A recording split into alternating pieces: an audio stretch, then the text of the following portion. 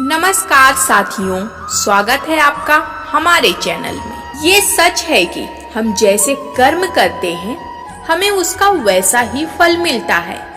हमारे द्वारा किए गए कर्म ही हमारे पाप और पुण्य तय करते हैं। हम अच्छे कर्म करते हैं तो हमें उसके अच्छे फल मिलते हैं, और अगर हम बुरे कर्म करते हैं तो हमें उसके बुरे फल मिलते हैं। हमारे जीवन में भी परेशानियां आती हैं, उनका संबंध कहीं ना कहीं हमारे कर्मों से ही होता है।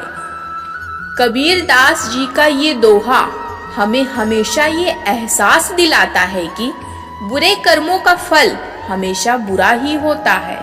करता था सो क्यों किया, अब करी क्यों पछताए, बोया पेड़ बबूल का आम कहाँ से खाए। कभी कभी हम जानबूझकर गलत काम करते हैं तो कभी अनजाने में गलत काम कर जाते हैं, जिसके कारण हमें आगे चलकर परेशानी उठानी पड़ती है। और जब हम पर कोई परेशानी आती है तब हम पछताते हैं कि काश हमने ऐसा काम न किया होता तो शायद आज हम इस मुश्किल में ना पड़ते। पुराने समय में एक राजा था। वह अक्सर अपने दरबारियों और मंत्रियों की परीक्षा लेता रहता था। एक दिन राजा ने अपने 3 मंत्रियों को दरबार में बुलाया और तीनों को आदेश दिया कि एक एक थैला लेकर बगीचे में जाएं और वहां से अच्छे अच्छे फल तोड़ कर लाएं। तीनों मंत्री एक एक थैला लेकर अलग अलग बाग में गए। बाग में जाकर एक मंत्री ने सोचा कि राजा के लिए अच्छे अच्छे फल तोड़ कर ले जाता हूँ ताकि राजा को पसंद आए। उसने चुन चुन कर अच्छे अच्छे फलों को अपने थैले में भर लिया। दूसरे मंत्री ने सोचा कि राजा को कौन से फल खाने ही हैं, वो तो फलों को देखेंगे भी नहीं। ऐसा सोचकर उसने अच्छे बुरे जो भी फल थे जल्दी जल्दी इकट्ठा करके अपने थैले में भर लिया। तीसरे मंत्री ने सोचा कि समय क्यों बर्बाद किया जाए, राजा तो मेरा भरा हुआ थैला ही देखेंगे।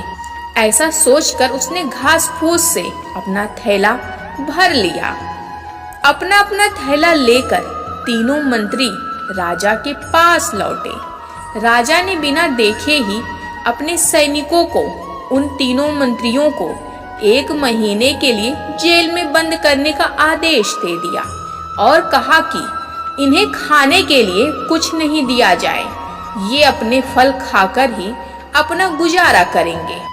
अब जेल में तीनों मंत्रियों के पास अपने अपने थैलों के अलावा और कुछ नहीं था। जिस मंत्री ने अच्छे अच्छे फल चुने थे वो बड़े आराम से फल खाता रहा और उसने बड़ी आसानी से 1 महीना फलों के सहारे गुजार दिया। जिस मंत्री ने अच्छे बुरे गले सड़े फल चुने थे वो कुछ दिन तो आराम से अच्छे फल खाता रहा, लेकिन उसके बाद सड़े गले फल खाने की वजह से वो बीमार हो गया।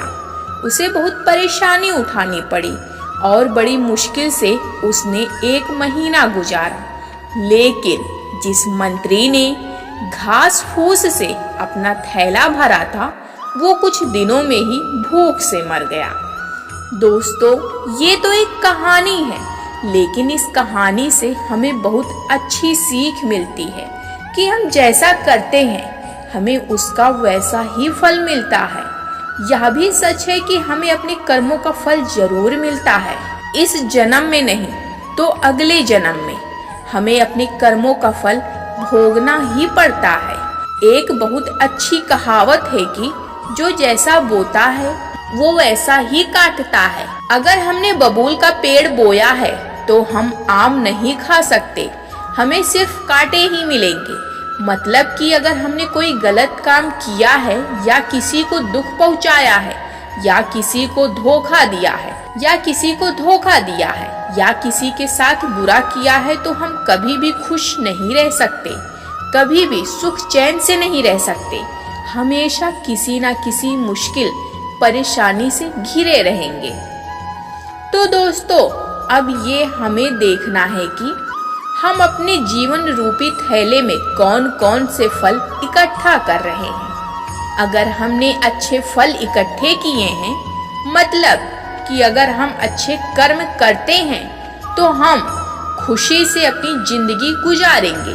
लेकिन अगर हमने अपने थैले में सड़े गले फल या घास फूस इकट्ठा किए हैं तो हमारी जिंदगी में कभी खुशी नहीं आ सकती। हम कभी सुख से चैन से नहीं रह सकते, हमेशा दुखी और परेशान ही रहेंगे। इसलिए हमेशा अच्छे कर्म करें और दूसरों को भी अच्छे काम करने के लिए प्रेरित करें।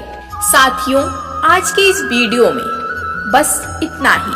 अगर आपको ये कहानी समझ में आई हो तो कमेंट बॉक्स में जरूर बताइएगा और हमारे चैनल को सब्सक्राइब जरूर करिएगा।